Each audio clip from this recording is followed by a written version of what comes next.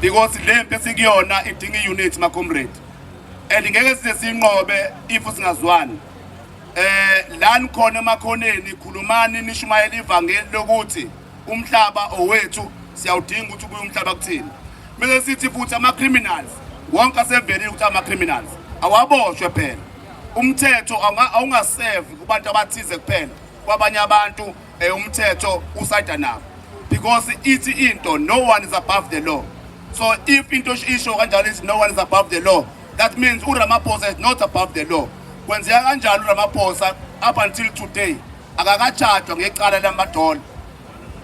Okwesibili uSenzomchunu njengomanje kwalento yenzakalayo kwenza ukuthi akhishwe ngalendlela kungakhulunywa ukuthi kuvulwa icase uyaboshwa. Should bonke labantu ba above the law. So mhlambe umuntu akakuveze nje lokuthi sithi iANC ayife iANC. iANC ayife iANC. iANC ayife iANC. iANC ayife iANC. iANC corrupt iANC. Asibonga.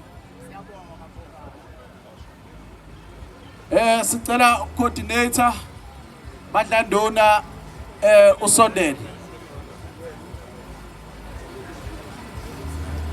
Amandla